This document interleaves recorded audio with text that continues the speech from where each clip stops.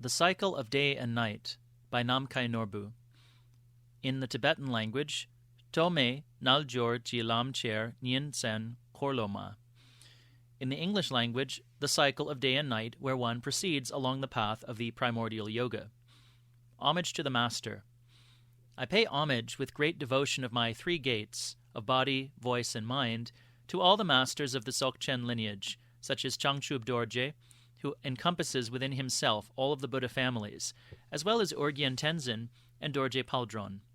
The primordial Buddha Samantabhadra and the glorious Vajrasattva transmitted the method for proceeding along the path of the essence of Ati Yoga to Garab Dorje, the supreme teacher. Desiring to explain a little of the nectar of this teaching, I entreat the Dakinis to grant me their permission.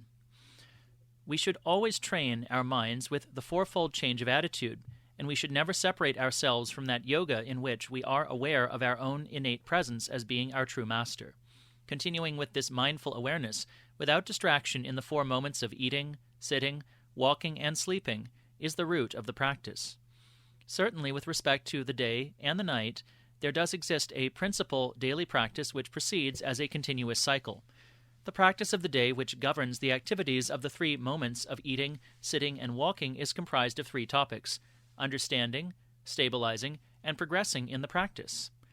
With respect to the first of these 3 topics, at the outset we should understand what we have not yet understood. All phenomena which are either seen or heard, however many of them there may be, are like so many false images, even though they may appear to be very diverse. Thus we can conclusively determine that they are merely a magical display of the mind.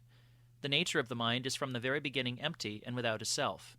Having nothing concrete about it, its aspect, which is luminous clarity, is unobstructed and uninterrupted, like the moon reflected on the water. This is that ultimate primal awareness of pure presence within which there is no duality of emptiness and clarity. We should understand that this primal awareness is naturally and spontaneously self-perfected. Since we recognize that external appearances are merely ornaments or embellishments of the real condition of existence, appearances which arise to the alertly relaxed 6 sense aggregates are self-liberated into their own condition whenever they arise. Since we recognize that pure presence is just primal awareness as such, manifestations of our passions and karmic traces are self-liberated into their own condition whenever they arise. Since appearances and pure presence are recognized to be inseparable, thoughts which grasp at the duality of subject and object are self-liberated into their own condition whenever they arise. Furthermore, the methods of self-liberation through bare attention, self-liberation upon the arising of thoughts, and self-liberation as such are the means for progressing along the path of practice according to the intent of this yoga. The awareness arising at the first sudden instant of sense contact is indeed that pure presence which arises without correction or modification, and which is uncreated by causes. This very condition of existence, which transcends the limitations of both subject and object, is the authentic, self-originated primal awareness of pure presence. With respect to this pure presence, the 3 aspects of the state of Samantabhadra are truly complete. Being devoid of any karmic traces, its essence, which is the dharmakāya, is emptiness. Being devoid of thoughts and concepts, its nature, which is the sambhogakāya, is clarity. Being devoid of any desires or attachments, its energy, which is the nirmāṇakāya, is unobstructed and uninterrupted. Such an awareness, in just its coming into being, is entirely devoid of dualistic thoughts which think in terms of subject and object, and so external appearances arise as manifestations of clarity, without any grasping at conceptions or judgments. Appearances present themselves in the state of the real condition of existence. Because this unconditioned, natural, instantaneous awareness encounters the real condition of existence as its mother, we speak of it as the dharmakāya. Remaining in this condition of spontaneously self-perfected pure presence is the natural state of the great perfection. With respect to stabilizing our practice, which is the second topic, we proceed along the path by way of the 3 instructions for integrating, for relaxing with presence, and for progressing in the practice. As for the first method, that of integrating, while sitting comfortably and being completely relaxed, we integrate our awareness into the sky in front of ourselves.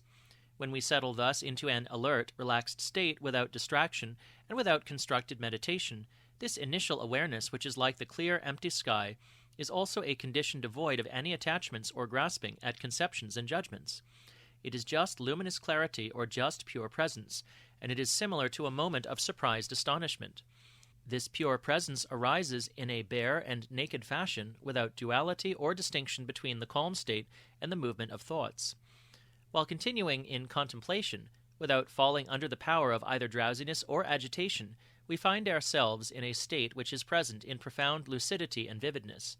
With regard to continuing in a state of contemplation, even though we may engage in calling up thoughts, thrusting them aside, causing them to repeat, or expanding upon them, they remain in their own condition, whenever they arise, without our being distracted, and are self-liberated. After having attained this state, when we arise from the period of contemplation, the measure of our stability in the practice is our discerning whether or not we are subject to the power of conditioning thoughts. Experiences during meditation arise spontaneously, like the rising of the light of the sun or of the moon. These experiences, such as visions, changes in breathing, and so on, as they arise, are unconditioned by conceptions or judgments. As for experiences which appear after the period of contemplation, we may see all appearances as being illusions, or we may consider every appearance to be empty. We may be capable of remaining in a state of pure presence, and it seems that no discursive thoughts arise, or we may think we can engage in activities without making any mistakes. As for our entire dimension, because of perceiving external objects and their analyses on the one hand, and vivid and discursive thoughts on the other, as empty, we attain the supreme dharmakāya, which is the nature of mind.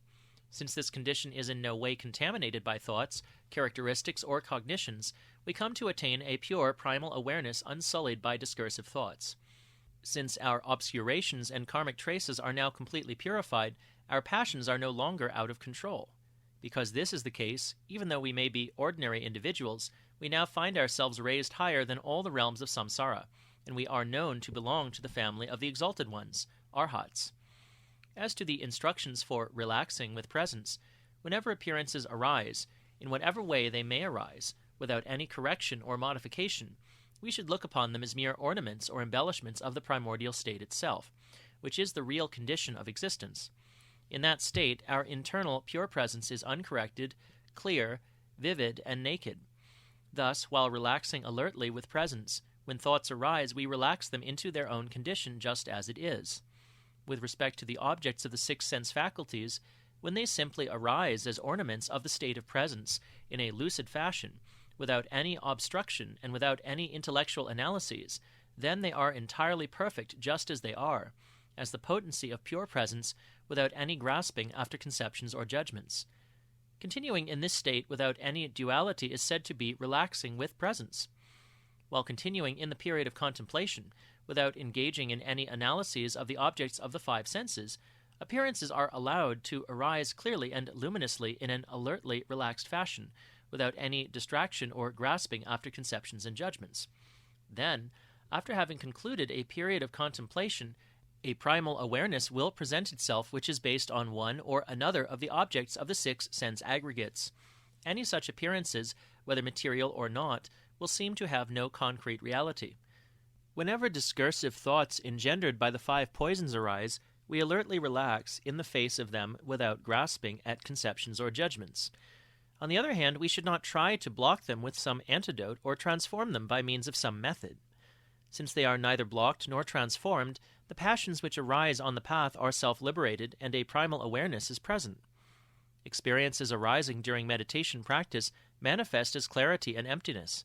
They are found present in a state of vision and emptiness, or in a state of the continuing movement of thoughts and emptiness, or in a state of pleasurable sensation and emptiness, and so on. Thus there may arise various conscious experiences of the presence of pleasurable sensation, of clarity, and of non-discursiveness. As for our entire dimension, understanding all phenomena as the dharmakāya, this uncorrected awareness of the state of existence as it is in itself is present, like a perfect sphere which is uniform, whole, and without duality. Because of this, it is said that we have attained the dimension of primordial awareness, and a primal awareness of clarity is present.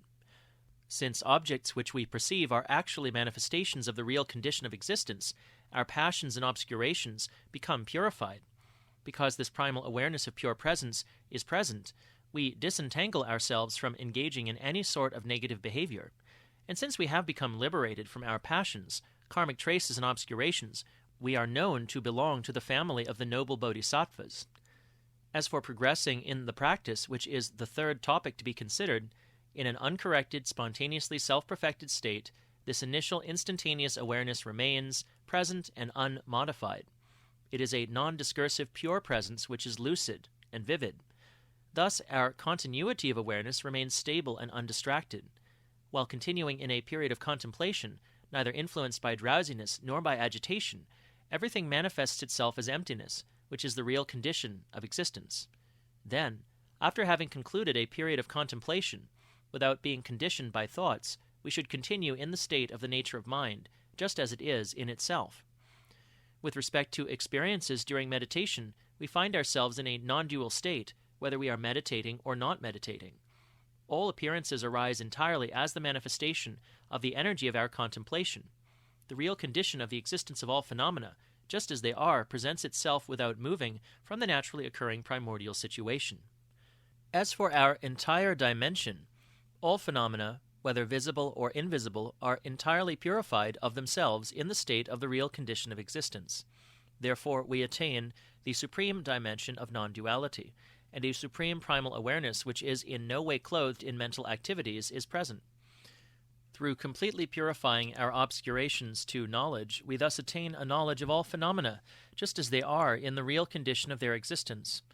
Since we are entirely liberated from any duality in relation to the one who understands and that which is understood, we are known to belong to the family of the omniscient Tathagatas.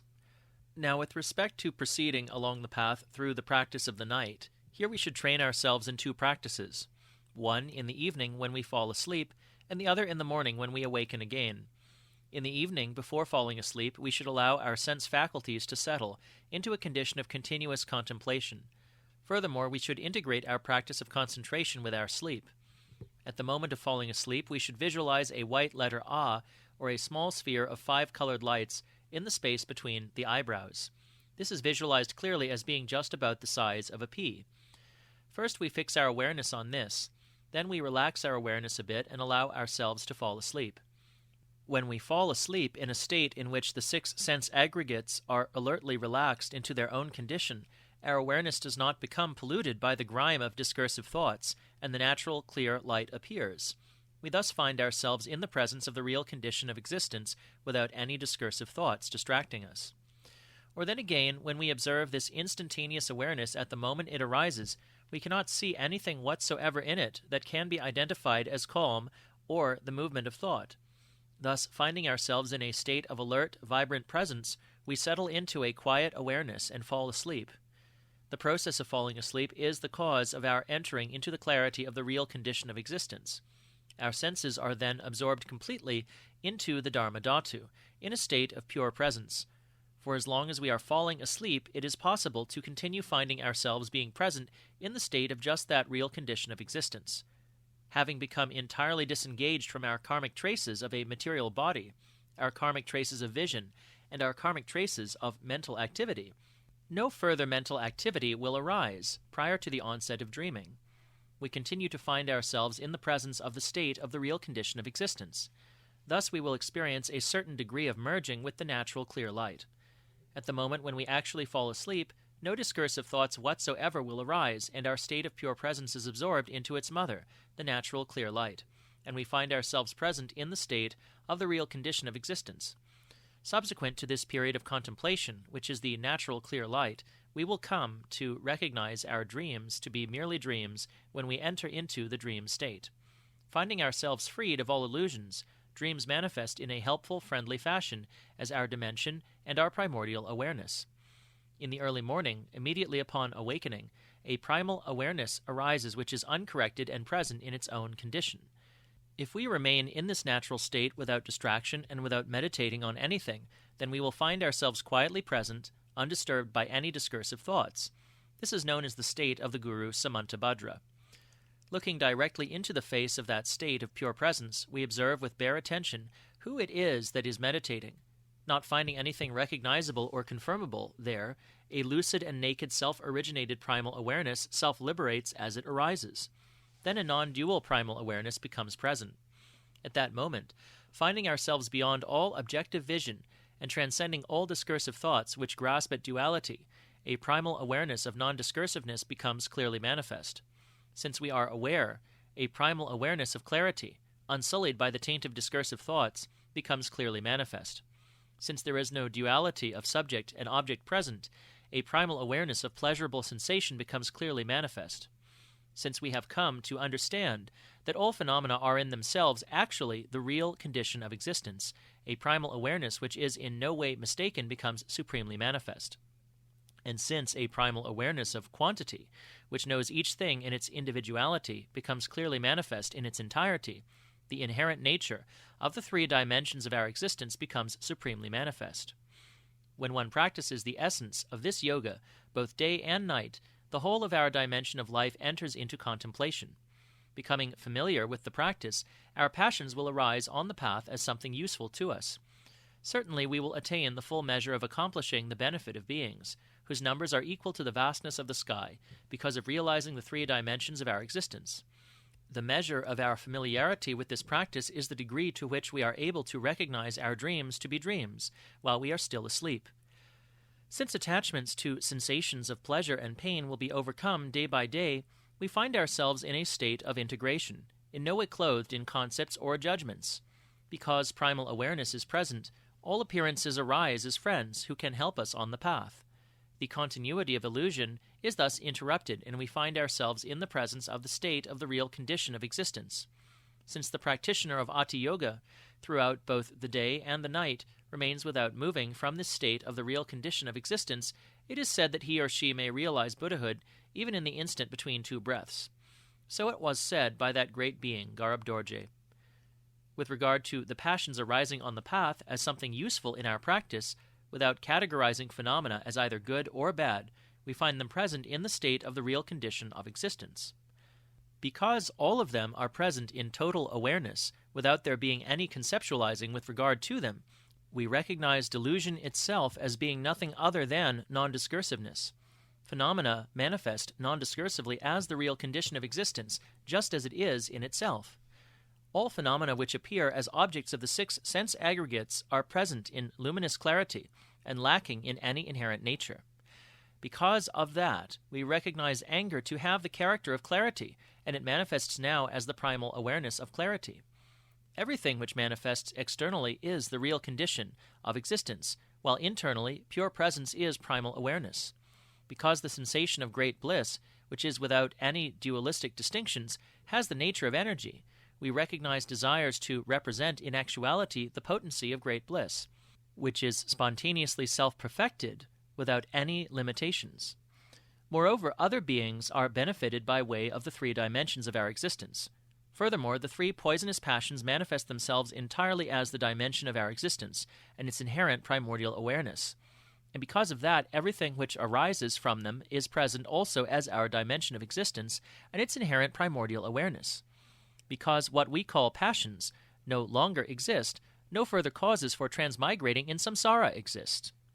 With respect to that, even though we may think to call this condition nirvana, in reality it is simply the multitude of virtuous qualities of our primordial state of Buddhahood, spontaneously manifesting themselves in self-perfection, without any corrections or modifications being made to them. Like the sun rising in the sky, we may say that this is just clarity as such. With respect to this method, the sphere of activity of students should embrace the 5 capacities of willingness to participate, diligence, mindful presence, concentration, and intelligence. In accordance with whatever instructions we have received from the supreme vehicle of Ati Yoga, we should know how to realize for ourselves the harmonious conditions for completing and perfecting these 5 capacities.